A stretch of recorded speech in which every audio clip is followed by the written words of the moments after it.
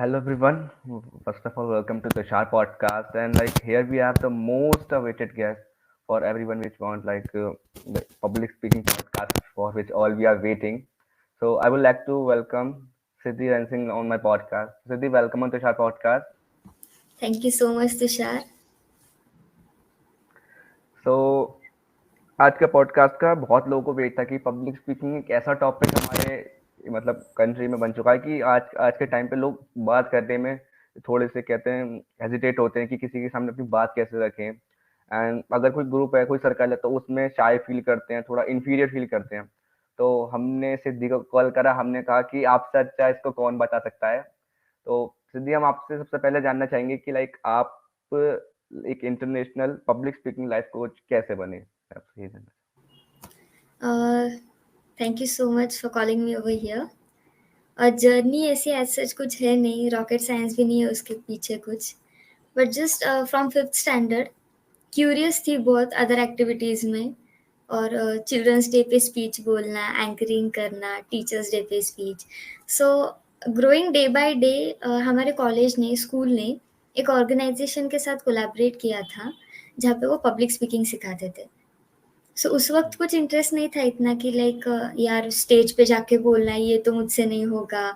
And specially outsiders थे, US के जो कोच थे, दो they was from 8, 9, 10 standard, they were teaching us.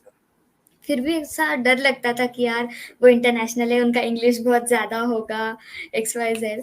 तो फिर भी एक जस्ट शॉर्ट देना था, तो फर्स्ट इंटरव्यू दे दिया मैंने, but I dent got selected, so I got selected for the next batch. तो वहाँ पे जैसे जर्नी स्टार्ट हुई ना, तो उससे समझने लगा कि या we have this quality, we have that quality.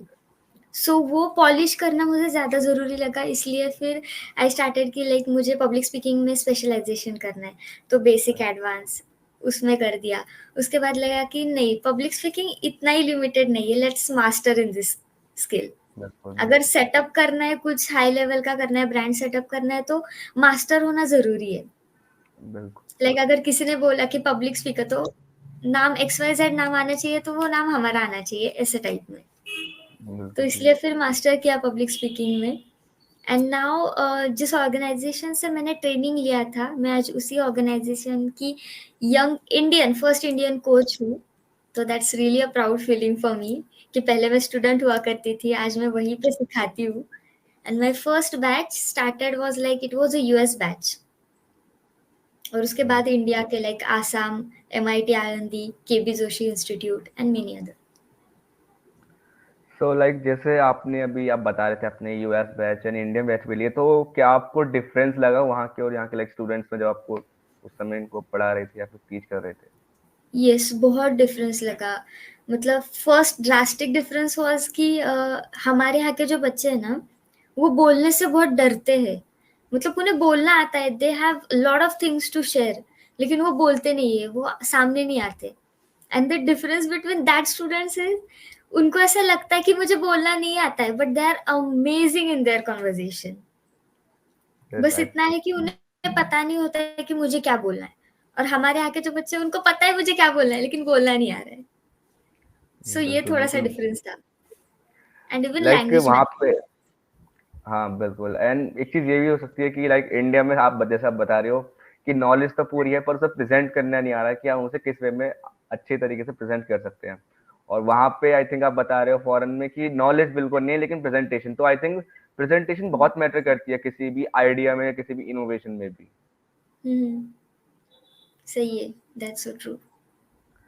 तो आज के टाइम पे जब आप देखते हो कि पब्लिक स्पीकिंग अभी बच्चों तक सीमित नहीं रहा है। अब हम क्या देखते हैं कि एक ओल्ड एज के बाद भी लोगों को कॉन्फिडेंस आता है कि यार हाँ, इस एज में कुछ करना चाहिए। और मैक्सिमम कंट्रीज, हमारे कंपनीज जो होती है उनके फाउंडर्स भी अब आई थिंक ओल्ड एज के ही हैं, जैसे रतन टाटा हो गए एंड आई थिंक हमारे गौतम अडानी हो गई। बट हम मेन चीज के देखते हैं जैसे हमारे प्राइम मिनिस्टर है, तो आप इनके स्पीकिंग स्किल्स देखेंगे। इन्होंने कहीं से कोई पब्लिक स्पीकिंग कोर्स नहीं करा है, इन्होंने कहीं से कोई क्लासेस नहीं करी है, बट उनका प्रेजेंट करने का जो वे है वो आप देख सकते हैं कि बाकी सबसे बहुत बहुत डिफरेंट है। तो उसमें आप क्या बताना चाहेंगे? तो जो लोग हैं जिन्होंने पब्लिक स्पीकिंग कोर्स सीखा है, और जो है कुछ है जिन्होंने नहीं सीखा है, फिर भी वो प्रेजेंट बहुत अच्छे से करते हैं, तो उनको एक स्किल आती है and that is audience analysis. बिल्कुल तो जिन्होंने नहीं सीखा है पब्लिक स्पीकिंग लेकिन उन्हें पता है कि ऑडियंस को क्या चाहिए मेरे, बिल्कुल। तो ऐसे भी कैटेगरी में लोग हैं कि जिनको पता है मेरे ऑडियंस को क्या चाहिए। अगर मैं ऐसे खड़ा रहता हूँ तो दे विल फील बोर, अगर मैं इस टाइप से खड़ा रहता हूँ तो they will feel excited, they will be energetic, they will respond me in the way I am responding them. तो बिल्कुल। वैसे होता है। और कुछ लोग ऐसे होते हैं कि पब्लिक स्पीकिंग तो आती है लेकिन अरे कैसे खड़ा रहूं मैं, यू नो पब्लिक स्पीकिंग बड़ी, सो एनालाइज योर ऑडियंस कि उन्हें क्या चाहिए। आफ्टर ऑल हमें उनके साथ कनेक्ट होना है और उनको एंड तक हमारे साथ कनेक्टेड रखना है। ऐसा नहीं बिल्कुल। होना चाहिए कि 45 मिनट्स का स्पीच है, 5 मिनट्स ऑडियंस कनेक्टेड है, उसके बाद खो गई अपने अपने दुनिया में। तो ऐसा नहीं होना चाहिए। अच्छा, हम एक चीज़ ये भी ऑडियंस देखते हैं कि जो management is the most important part. जो आई थिंक नए-नए स्पीकर्स हमारे आते हैं, हम क्या देखते हैं, जैसे स्कूल की हम एग्ज़ाम्पल ले लीजिए कि बच्चे को स्टार्टिंग से आदत दिला दी जाती है कि पेपर पे पहले लिखो, पेपर को उसको याद करो, फिर उसको बोलना है। तो वो बच्चे के हैबिट में तभी से ही आ जाता है कि यार जब तक कोई चीज़ पेपर में मिलेगी तब उसको याद करोगे, तब वो चीज़ प्रेज़ेंट होगी, तो अपने आइडियाज़ को पीछे करना वो वहीं शुरू कर देता है आई थिंक। स्क्रिप्टिंग ना सबसे बड़ा मतलब माइनस पॉइंट है तुम्हारा, क्योंकि कुछ बार ऐसा होता है ना कि हम सब मेमोराइज करते हैं, मम्मी पापा घर पे सबको बता देते कि हाँ देख मेरा स्पीच लर्न हो गया। नहीं, वो सिर्फ तुम्हारे फैमिली तक लिमिटेड है। जब तुम स्टेज पर जाओगे ना, एक वर्ड भी याद नहीं आएगा। And I have realise that जब मैं स्क्रिप्टिंग करती थी तभी। तो नहीं, उसके नहीं, बाद हाँ बिल्कुल, हाँ, बिल्कुल। Your question. Like I am saying that कि ये मतलब वाइब का भी आई थिंक बहुत डिफरेंस होता है कि घर पे आपकी एक एनर्जी अलग होती है, आप पेरेंट्स के साथ फैमिलियर होते हो, बट जहाँ आप स्टेज पर जाते हो तो सारे कहते हैं कि एक अलग लोगों को आप देखते हो, तो थोड़ा वहाँ पे नर्वसनेस आई थिंक आ जाती है इस वजह से। यस, उस वक्त हम ये सोचते हैं कि अगर मैं एक आध पॉइंट भूल जाती हूँ, भूल जाता हूँ तो वो क्या कहेंगे। तो मेन पॉइंट ये है कि हमारा स्पीच जो है वो सिर्फ हमें पता है कि हम क्या बोलने वाले, you audience don't know that. तो मेक श्योर कि उन्हें भी पता ना चले कि तुमने एक पॉइंट मिस कर दिया है। It's okay okay. क्योंकि वो सुनने आ रहे हैं, उनको बस क्या चाहिए कि I want to take something different from other. बिल्कुल, बिल्कुल। इसीलिए तो और फिर जस्ट और स्पीच जो है ना वो हमें पता होना चाहिए, दैट्स इट, ऑडियंस को जरूरत नहीं है। हाँ, और एक चीज़ ये भी है कि जो स्क्रिप्ट है वो हमारे पास ही है, ऑडियंस के पास वो कोई स्क्रिप्ट नहीं है, तो कोई लाइन अगर हम मिस भी कर रहे हैं, एक्चुअली ऑडियंस को कुछ नहीं पता चलने का है वहाँ पे। यस। एंड लाइक मैं एक अपना एक इंसिडेंट शेयर करना चाहूँगा। मेरे यहाँ आई थिंक सिटी में एक बुलंदशहर महोत्सव हुआ था उस समय मेरे यहाँ पे। तो मैं नॉर्मली खड़ा हुआ था स्टेज पे, मैं भैया के साथ नॉर्मली एंकरिंग कर रहा था। भैया ने एक सेकंड में मुझसे कहा कि तुषार तुम्हें स्टेज संभालनी है।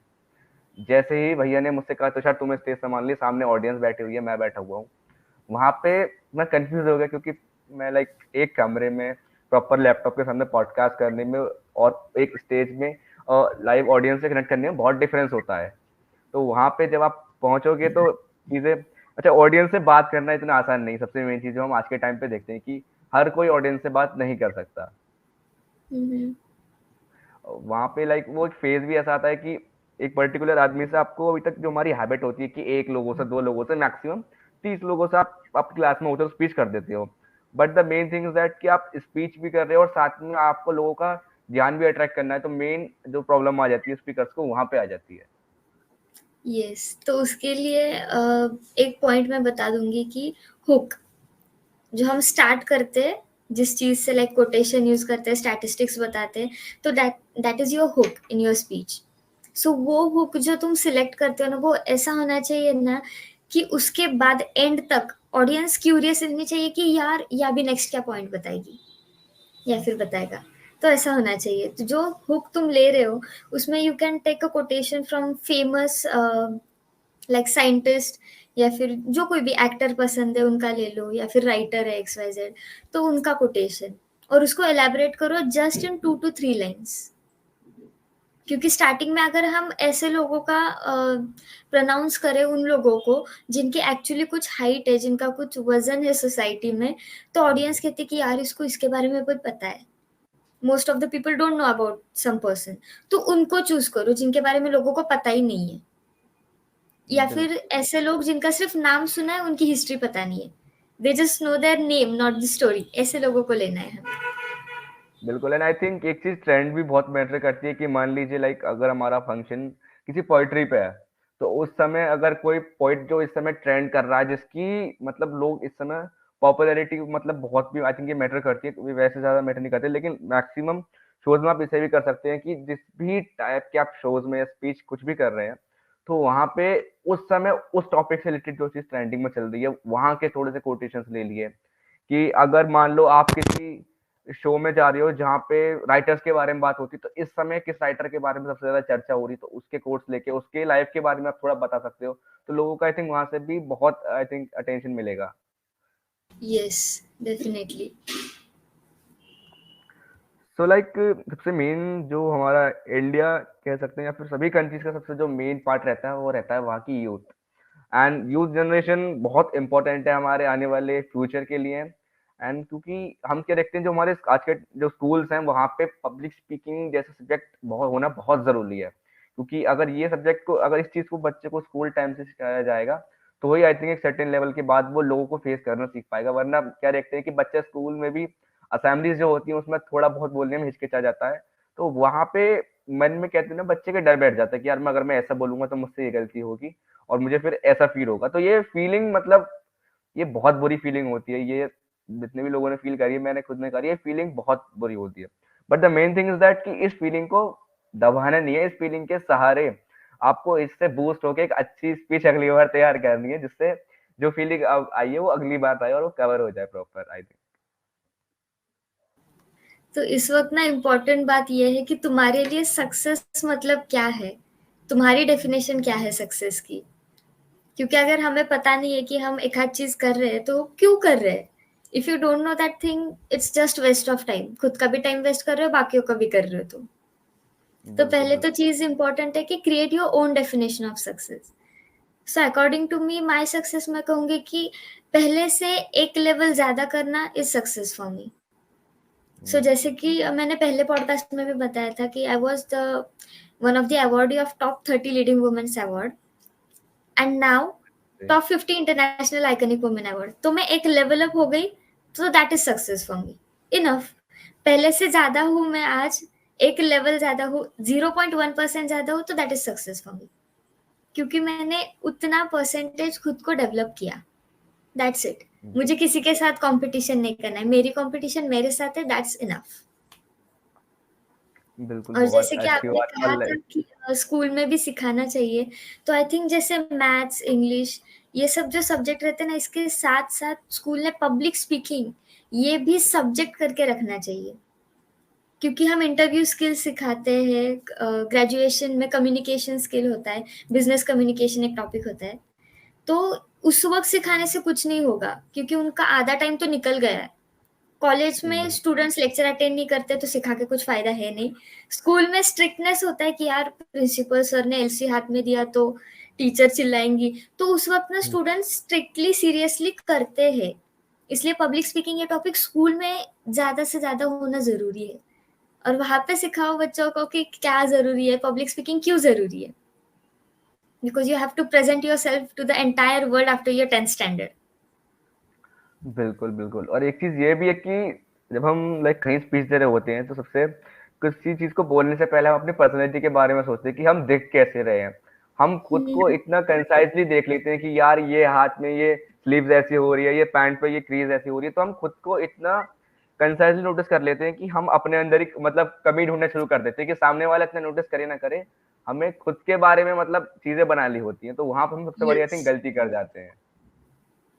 इसके बारे में ना मैं आपको भी एक क्वेश्चन पूछूंगी कि suppose you are sitting in a theatre, और आप ऐसे ही मूवी देखने के लिए गए हो, क्योंकि थिएटर आपके घर के बाजू में ही है, मतलब क्लोज है, बिल्कुल। लाइक 1 मिनट के डिस्टेंस पे। तो आप ऐसे शॉर्ट्स डाले आपने, ऐसा वैसा कोई भी टी शर्ट पहन लिया एंड गए, मूड हो गया तो देखने गए थिएटर में मूवी। और वहां पे जैसे ही आप पॉपकॉर्न लेने जाते हो, आप फैमिली के साथ गए, ओके। और पॉपकॉर्न लेते, मतलब जहाँ पे लिया आपने पॉपकॉर्न, आपको वहां पे पता चला कि थिएटर जहाँ पे आप जिस रूम में आप बैठे हो ना, that is going to catch fire. तो आप क्या करोगे।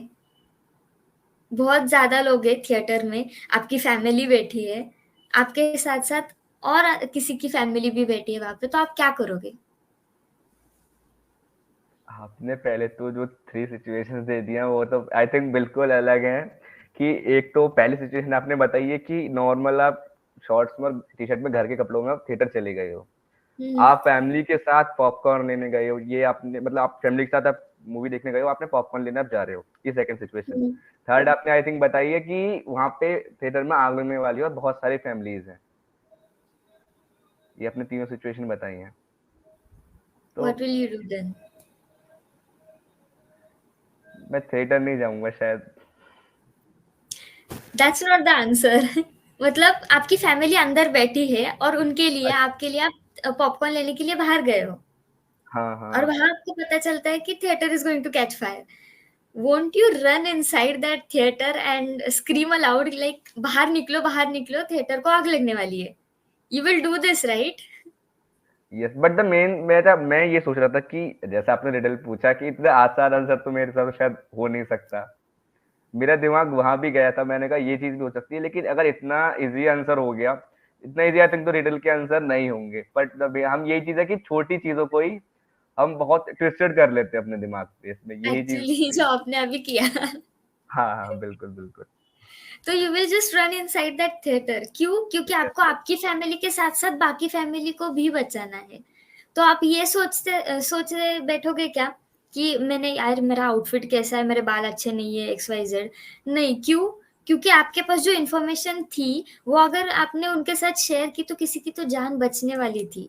बिल्कुल सम और बिल्कुल the other person is going to be beneficial from that thing. बिल्कुल इसीलिए आप जस्ट दौड़ते गए. यू डोंट थॉट ऑफ कि मेरा ड्रेस क्या है, मेरे बाल कैसे हैं, मैं कैसे दिख रहा हूँ, एक्स वाई जेड. तो यही चीज है कि if you are sure about your statement या फिर आपके पास जो इन्फॉर्मेशन है उसके इन्फॉर्मेशन के बेसिस पे अगर किसी को बेनिफिट होने वाला है तो योर पर्सनैलिटी, योर आउटफिट कुछ भी मैटर नहीं करता है, प्लेस भी मैटर नहीं करती है. बिल्कुल बिल्कुल। Just go and make a statement. जिनको लेना होगा वो लेंगे, जिनको छोड़ना होगा वो छोड़ देंगे. हमारा छोड़ काम है देंगे। बताना. बिल्कुल, बिल्कुल। अच्छा मैं ऑडियंस को बताना चाहूँगा कि ये जो मैंने अभी स्टेटमेंट बोला था इसको सीरियस ना लें। ये एक नॉर्मल ट्विस्टेड सिचुएशन चली गई थी। मेरा आंसर वरना वही था जो सिद्धि ने बताया था, वही मेरा आंसर था। तो ये चीज़ है। बाकी अच्छा हम एक चीज़ क्या देखते हैं कि आज के टाइम पे स्टूडेंट्स को डिमोटिवेट बहुत जल्दी करा जा रहा है कि लाइक वहाँ पे अगर कोई बच्चा वहाँ पे खुद को प्रेजेंट करने की कोशिश भी कर रहा है तो उसका जो ग्रुप है वो उसको टीज कर रहा है कि यार तू भी क्या बोल रहा है, ऐसे क्या कर रहा है। एंड कहीं हम देखते हैं कि टीचर्स के सामने बच्चा प्रेजेंट करने की कोशिश करता है तो कभी कभी टीचर भी मूड तुम्हें अच्छे से नहीं पता, मैं तुम्हें समझाता हूँ, तो ये चीज होती है। तो वहाँ डिमोटिवेशन को कैसे मतलब फेस करा जाए। एक तो पहली चीज डिमोटिवेट नहीं करना चाहिए. अगर कोई ट्राई कर रहा है न्यू थिंग करने के लिए तो बूस्ट हिम कि हाँ you can do this as well. At least एक शॉट दे के तो ट्राई करो ना, एक शॉट तो दे दो उसका. अगर 100% नहीं बट 10% तो सक्सेसफुल हुए तो आपको पता चलेगा कि आप ये भी चीज कर सकते हो. बिल्कुल एक्सप्लोर योर सेल्फ, तभी पता चलेगा कि what is your strength and what is your weakness. बिल्कुल आप सही कह रहे हो। और जो बाकी एंड लोग हैं ना कि एक आध पर्सन स्टेज पे आकर कुछ बोल रहा है तो डोंट डिमोटिवेट देम, क्योंकि वो भी तुम्हारे साथ बैठा था लेकिन तुम अभी भी नीचे बैठे हो and he is in front of you. आप उसको सुन रहे हो तो डोंट डिमोटिवेट हिम. कभी नहीं है. He is different from you and support that thing. And एक चीज ये भी है कि हम डीमोटिवेट आई थिंक खुद की अंदर की एक फीलिंग से करते हैं। वरना हम क्या देखते हैं कुछ सिचुएशन ऐसी होती है कि सामने वाला कुछ भी कहता रहे, हमें कुछ फर्क नहीं पड़ता, लेकिन सामने वाला अगर हमारी बुराई कर रहा है तो वहां में बहुत जल्दी कैच कर लेते हैं। तो आई थिंक फीलिंग्स पे कंट्रोल होना भी बहुत जरूरी है। यस. तो उसके लिए योगा, मेडिटेशन, दैट्स द बिल्कुल। Option. Control your anger and think positive. अच्छा आपके अकॉर्डिंग लाइक कि हार्ड वर्क क्या है आपके मतलब आपके अकॉर्डिंग। हार्ड वर्क की कुछ डेफिनेशन नहीं है मेरे पास. बस आपको जो कुछ अचीव करना है उसके लिए जो आपको चीजें जरूरी है करना वो करो. फिर जहाँ पे स्मार्ट वर्क जरूरी है वहां पे स्मार्ट वर्क करो, जहाँ पे हार्ड वर्क जरूरी है वहां पे हार्ड वर्क करो. हार्ड वर्क मैं मतलब भी क्या, रात में 2-3 बजे तक जाग कर कुछ काम करना नहीं. If you are a night buddy you can, रात को जाग कर तुम काम कर सकते हो. लेकिन if you are a morning student then सुबह जल्दी उठ जाओ, रात को जल्दी सो. बिल्कुल मेक बिल्कुल योर स्केड्यूल. मैं यही ऑडियंस को समझाना चाहता कि जरूरत आज के टाइम पे हम ज़रूरत और क्या कहते हैं शौक, इन 2 वर्ड का मीनिंग भूल चुके हैं। हम इनको मिक्स कर लेते हैं कि हम अपने शौक को अपनी ज़रूरत बना लेते हैं, जो कि आई थिंक कहीं न कहीं बहुत ज़्यादा गलत है। यस।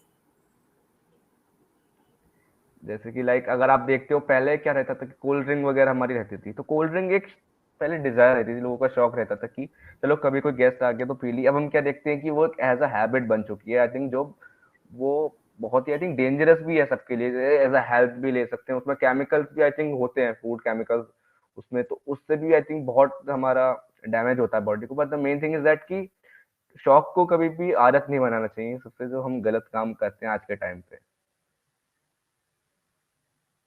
सही बात है। आदत अच्छी सो होनी लाइक चाहिए, और तुम्हारी जो बिल्कुल, आदत है ना, उसका तुम्हें बेनिफिट होना चाहिए, ना कि किसी और को। बिल्कुल। और एक मतलब चीज़ और ये को भी भी है होना कि चाहिए, लेकिन they should inspire from you. ऐसा नहीं होना बिल चाहिए कि आपके पास प्लस पॉइंट है और उस प्लस पॉइंट का कोई और बेनिफिट ले रहा है। बिल्कुल, बिल्कुल। अच्छा, तो सबसे आपका लाइफ़ का सबसे बेस्ट मोमेंट कौन-सा रहा था सिद्धि? सबसे बेस्ट मोमेंट तो मैंने जब बुक लिखा, मेरा the ideal leader Chhatrapati 8 principles of leadership. मैंने मम्मी को कहा था, मेरी माँ को, कि I am going to write a book. तो मम्मी बोली हाँ ठीक है, लिख ले बुक। तो मैंने बोला कि मैं 3 दिन में बुक लिखूंगी। मम्मी बोली ये बुक लिखेगी वो तो डाइजेस्ट हो गया, लेकिन 3 दिन का ये वाला डाइजेस्ट नहीं हुआ मुझे। तो फिर मैंने बोला कि नहीं मैं लिखूंगी। And she took me very lightly, मतलब मम्मी ने भी और मेरे घर वाले सभी लोगों ने।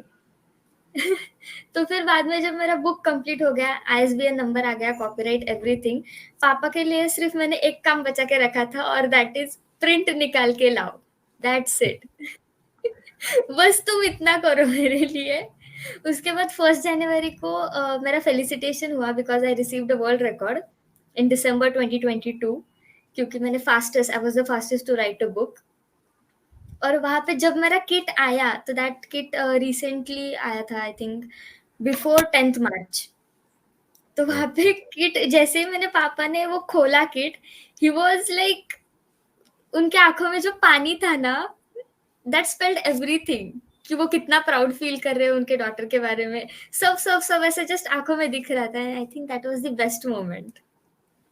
बिल्कुल। एंड आई थिंक आज के टाइम पे पेरेंट्स का हैप्पी रहना बहुत ज़रूरी है। अगर हम अपने पेरेंट्स को हैप्पी कर पा रहे हैं, तो ये बहुत बड़ा ग्रेस है आई थिंक हमारे लिए। यस। क्योंकि उन्होंने हमारे लिए बहुत किया है, लेकिन हम अगर 1% भी कर सके तो बहुत है। बिल्कुल, बिल्कुल। एंड आई थिंक सबसे जो मेन आई थिंक हम कह सकते हैं फादर का पेरेंट हमारी लाइफ में सबसे बड़ा रोल होता है। बट एक मदर का सपोर्ट आई थिंक एक अलग ही लेवल का होता है एक बच्चे की लाइफ में, क्योंकि यस। वो लाइफ में हर चीज़ के लिए कभी मना नहीं कर सकते, जितना मैंने देखा कभी भी मना नहीं कर सकते। कि लाइक जब मैंने देखा था, मैंने पॉडकास्टिंग स्टार्ट करी थी, तो मम्मा ने स्टार्टिंग में कहा था देख लो तुम फ़ोन चलाते हो, सब करते हो, करते रहो। मम्मा ने कहा ठीक है आप कर लो, एज़ अ इंटरेस्ट कर रहे हो करते रहो। तो एक टाइम आया था जब सबसे पहला, जब मुझे अभी भी याद है, 27 अगस्त 2021 में मेरा वर्ल्ड रिकॉर्ड बना था। एंड सबसे पहला कॉल मैंने अपने मॉम को ही करा था कि मम्मा ऐसे ऐसे वर्ल्ड रिकॉर्ड बनाया। तो सबसे ज़्यादा मेरी मॉम खुश हुई थी उस दिन। एंड मुझे अभी भी याद है उस दिन से लेके आज के दिन, तो वो मुझे हर पॉडकास्ट के लिए इतना मोटिवेट करते हैं कि मुझे खुद भी अच्छा फील होता है उस चीज़ के लिए। Wow, that's so nice. So last में हम एक मैसेज आपसे जानना चाहेंगे सिद्धि, हमारे ऑडियंस के लिए। ऑडियंस के लिए बस इतना मैसेज है कि जितना पीछे तुम डिग्री के दौड़ रहे हो ना, उतना ही पीछे पब्लिक स्पीकिंग स्किल लेने के लिए भी दौड़ो। सो क्योंकि public speaking skill is going to build your entire personality. आपको बिल्कुल। इंटरव्यू जब देने जाते हो, तभी आपको कुछ स्किल सीखने की जरूरत नहीं पड़ेगी, if you are a best public speaker. आप स्पेशलाइजेशन भी करते हो या फिर बेसिक भी अगर आप सीखते हो ना, तो सब कुछ मिल गया आपको। बिल्कुल, बिल्कुल। एंड ऑडियंस को यही समझाना चाहूँगा कि आज के टाइम पे पॉपुलैरिटी पे इतना फ़ोकस ना करें, स्किल पे फ़ोकस करें। क्योंकि जहाँ पे हम्म। आपका स्किल अच्छा हो गया, पॉपुलैरिटी तो ऑटोमेटिक आनी है वहाँ पे। That's so true. खुद पर तो फोकस करो। सबको अपने अपने काम है, don't think of the entire world, just be yourself. बिल्कुल। एंड लास्ट में मैं ऑडियंस को बहुत बहुत थैंक यू बोलना चाहूँगा कि आपने अपना प्रीशियस टाइम हमारे पॉडकास्ट को दिया। एंड सिद्धि, मैं आपको थैंक यू बोलना चाहूंगा कि आपने अपने इतना नॉलेज एंड इतना टाइम हमारे ऑडियंस और मुझे दिया। It's my pleasure.